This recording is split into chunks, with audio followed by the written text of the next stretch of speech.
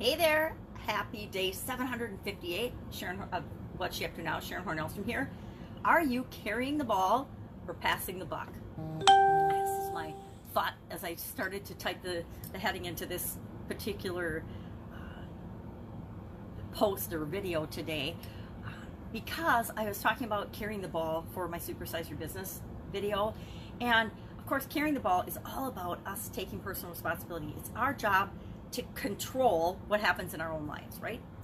As much as sometimes we would like to blame other people or be a victim, and we all have those experiences, it's ultimately our personal responsibility to create the life that we want, to carry the ball for our life, to be in control of our own life, right? And I think a lot of us, in a lot of times in our life, and when I was younger, I didn't think I had personal control for my life. I thought that my job was just to respond to the things around me that happened as best I could, right?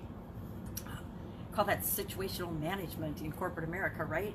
So whatever happens, whatever situation comes up, it's your job to be flexible and flow and figure out what to do in that situation. That's why it's called situational leadership or situational management. I don't know why that popped in my head. One of my friends was talking about it yesterday on her, in her group. But carrying the ball, sometimes it's appropriate for us to carry the ball. With respect to our own personal lives, it's always our responsibility to carry the ball. We can try to not pay attention. We can try to not be aware of that. We can pretend it's not a responsibility. We can pass the buck. We can place the blame. We can make excuses. But ultimately, and we always know it on the inside, it's our responsibility to decide what we're going to think, how we're going to feel, how we're going to react to everything, how we're going to show up in our relationships and in our life and in our jobs and in our businesses and for our families, and for ourselves and our own health. It's always ultimately our responsibility. That means we have to carry the ball. We try to carry the ball as moms and grandmas and significant others. We try to carry the ball for other people. And sometimes we do carry the ball for other people. When we're raising our kids, we help them and we teach them and we guide them. But at some point, we have to pass the ball to them and let them discover and grow and be who it is that they want to be. And for some of us, that's really hard. Sometimes when we see our kids struggling, it is really hard to shut the heck up and back off and let them learn from their own mistakes. Nothing harder for some of us controlling mothers than to let our kids make mistakes or to get their hearts broken. But the truth is, we can't do everything for them. We can't feel for them. We can try to instill values and beliefs and things and to lead them down the path of a happy life, but it's ultimately up to each individual on the planet to choose their experiences, to choose how they want to feel, how they want to respond, how they want to react to things. And that to me is carrying the ball for your own life. You can always think of examples of people that take responsibility. It's their job to make sure things get done right and to control and manage things. You know, think managers, think leaders of any organization, think parents. Parents, it's their job to carry the ball and to lead their family, right? To lead your family unit, whatever that family unit looks like. But sometimes we have to remember to pass the ball and let other people grow into who it is that they want to become as well, and help set them up for success, right? Me as a parent, I think it's my job to set my kids up for success. Now, as I look back at that experience, there are times when I epically failed as a parent, right? I wasn't there sometimes. I was working too much. Sometimes I should have known certain things were going on with my kids and I wasn't aware of it. And I'm sure I could make excuses at the time. I was too busy. I was too busy creating a business and a life for them. I was too busy traveling for my corporate jobs, whatever.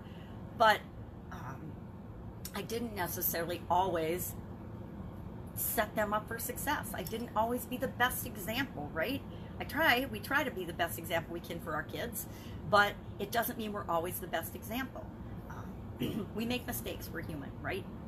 But we want to set other people up for success as well as setting ourselves up for success. We want to make sure that we paint the vision and the picture for the people that we're bringing along with us on our adventure called life, on our journey, on what it is that we're creating.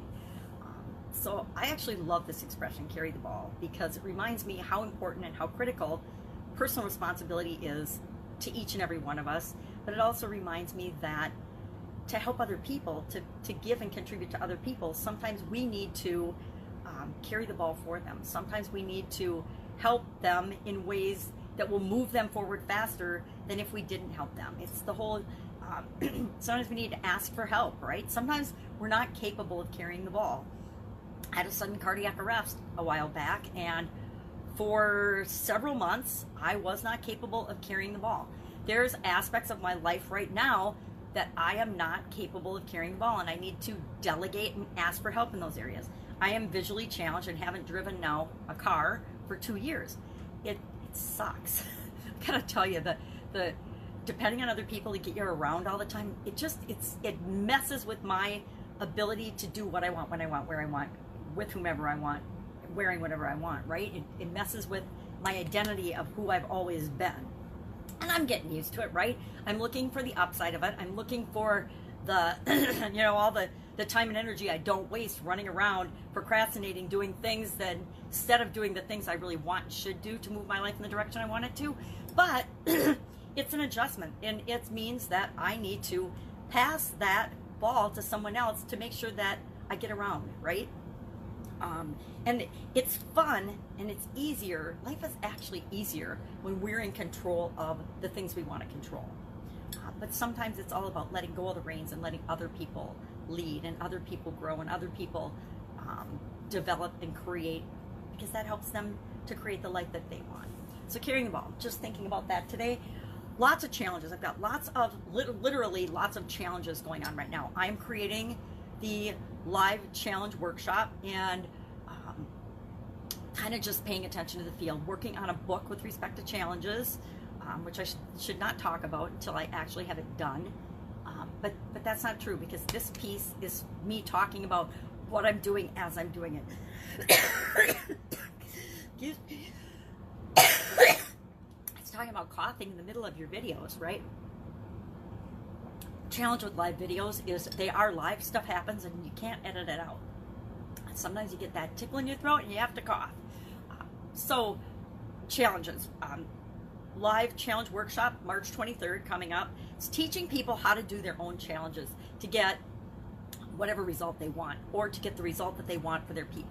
Now, I've found in my massive years of business experience, both corporate, for billion-dollar companies and on my own, that the biggest thing most business owners like me have ever needed and wanted is more customers and more clients and more sales, right? More money, more profits.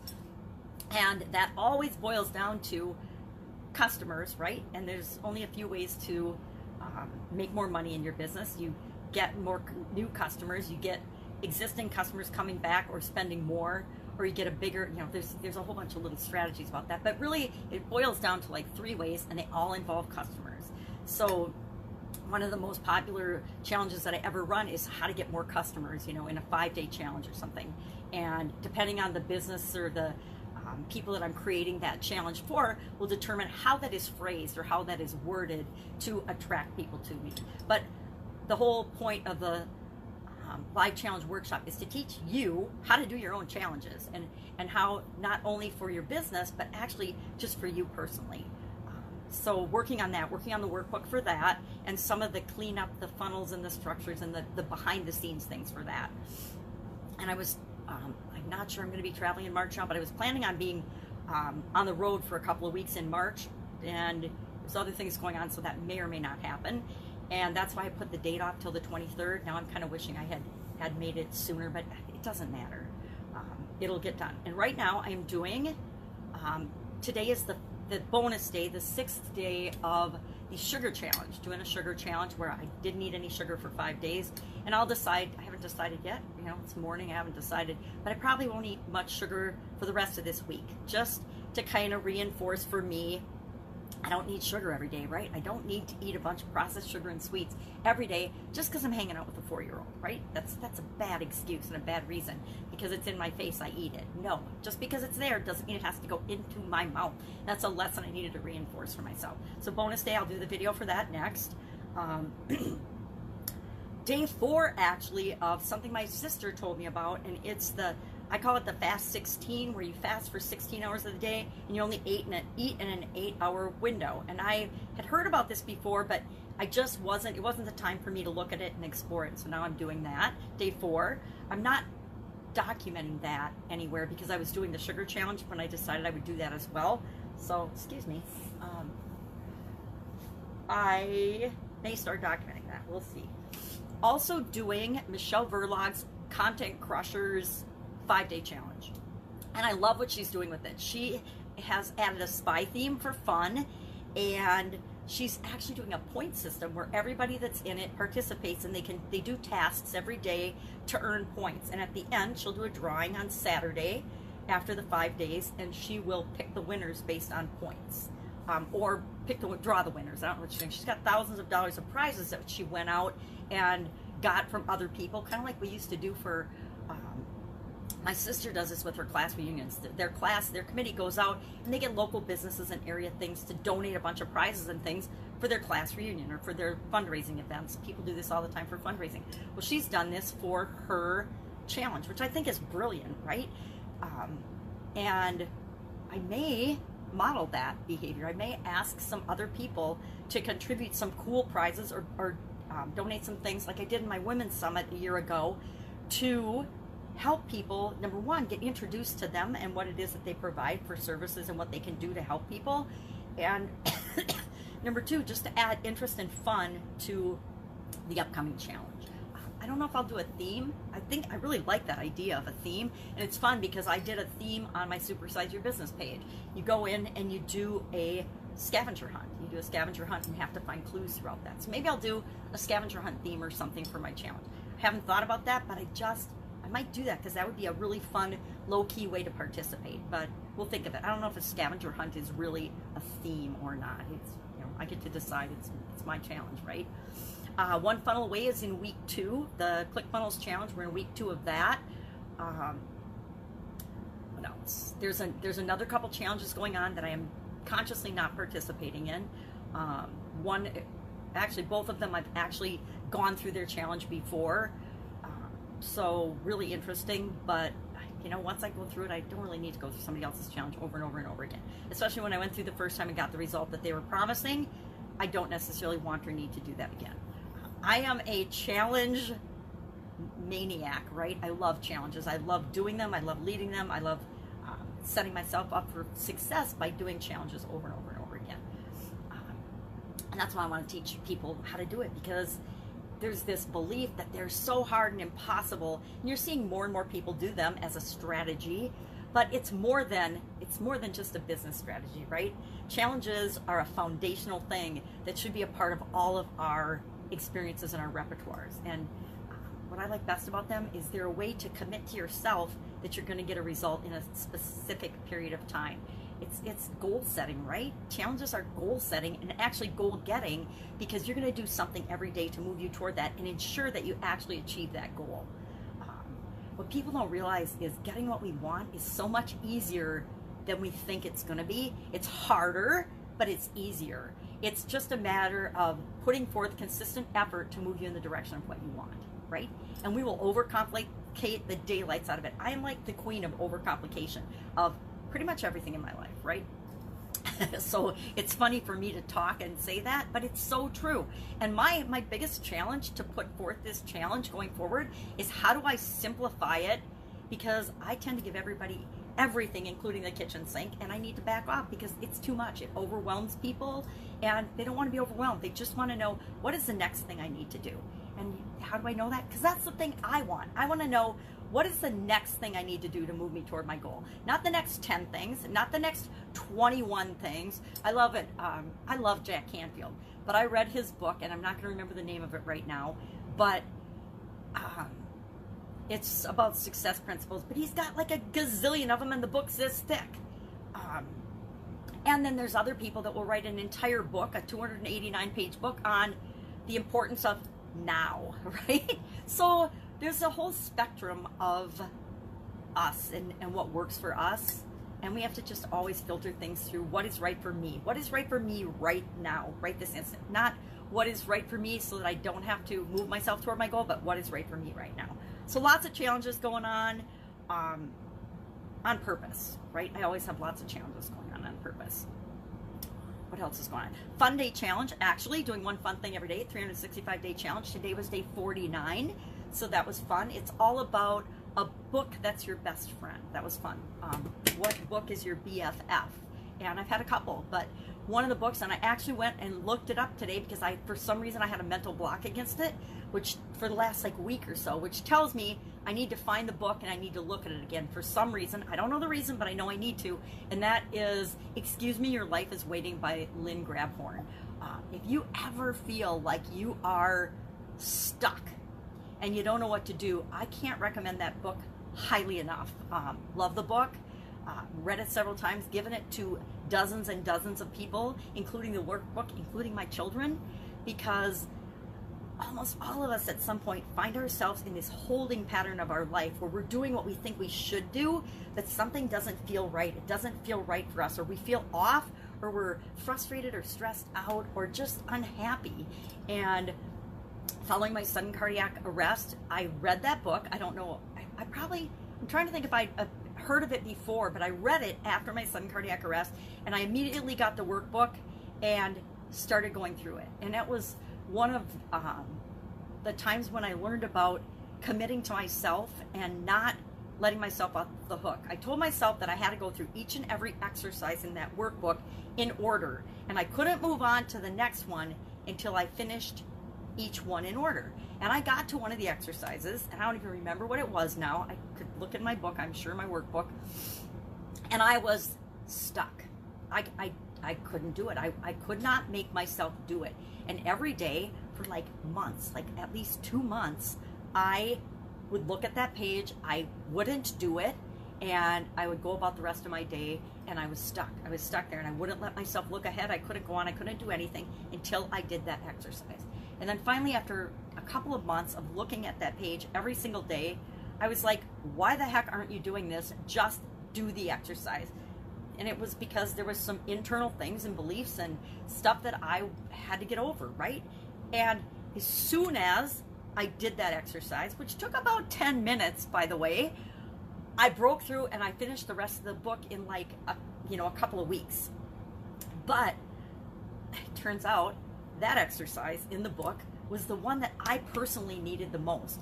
And it's why I was resisting it. I didn't want to change. I didn't want to own up to whatever it was I had to do for that exercise. I didn't want to look at parts of my life and parts of myself and parts of my behavior. I was scared. I didn't want to look at it. And so for days and weeks and months, I didn't do it. But since I had committed that I wasn't going to go on and finish the rest of that book and that workbook until I did them in order, I had the breakthrough I needed. I had the growth that I needed. And I would say that that book is one of my best friends, and it has definitely positively impacted my life. So if you ever feel stuck, I can't recommend highly enough Excuse Me, Your Life is Waiting. Check out the book. And I think there's a couple other versions of it now, like Excuse Me, Your Life is Now or something. Lynn Grabhorn has since passed away, but love that book. Absolutely love that book. And I have to thank Jim Edwards for turning me on to the workbook, because he's the one on the gym boat after my sudden cardiac arrest who told me that there was a workbook to go with it, and I got the workbook and I did it. And so I was in his coaching program that next year, and I think he probably gave me a hard time about spending so much time on one exercise. Probably did. It said, what are you waiting for? Get it done. So I actually finally did. So what book would be your best friend? I would love if you would share in the comments below a book that you love and has impacted your life. I mean, I think of books over time. I actually believe that the book that's my best friend is the book I'm reading or listening to right now, because I've literally read thousands and thousands. I couldn't even tell you how many books I've read in my life. It's a challenge now with my vision, but I still find ways to absorb material because I love it. So what book or books have you found that you absolutely adore? Share one in the comments below so that other people can learn from it, so I can learn from it. When my kids were little, Goodnight Moon, love that book. Mr. Willoughby's Christmas Tree, I grew up with that book, and I love that book, and we read it every Christmas. Just books like that have a special meaning for us, and stories that have a meaning and an enlightening aha moment for us. Those are the ones we tend to love and think are our best friends. I love books because you can read a book, you can put it down, you can come back to it and pick up right where you left off, or you can go back and you can read parts over and over again. And every time, there's certain books that I'll read over and over again. Think and Grow Rich. I can't tell you how many times I've read that book. And every time I read it, I get something different and something new out of it. It's like going on a walk in the state park by where I live and looking for something beautiful every day. I knew I was going to walk there every day for years, and I thought, how can I make this interesting and fun? So I decided I would look for something new and beautiful that I hadn't seen before every single day. And for years, I have, every time I've gone there, found something new and beautiful and different that I hadn't noticed before. Because guess what? Nature's pretty infinite, right? There's so many things that our brain filters out and we don't even see. But we can always find ways to look at things the way we want to see them. Here's the other trick. We only see what we want to see and what we'll let ourselves see. So sometimes the trick is to take down our filters and be open to seeing other opportunities and seeing other things. That's it. That's all I've got today. Go out, make an absolutely fantastic day.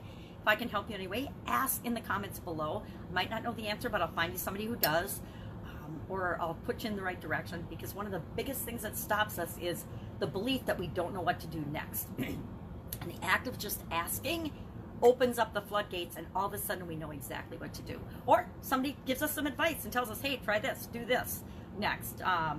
You know, research this, look into this, ask this person, call this person, whatever it is. And that is like that chapter in the Lynn Grabhorn book. I just needed to do it and take action and move toward it, and all of a sudden the floodgates open. And the same is true of asking when we ask for help or whatever. All right, have a fantastic day. I'll, of course, be with you tomorrow with an update on what I'm doing as I transition from the brick and mortar world of real businesses and corporate America to the online world. Bye. Have a great day.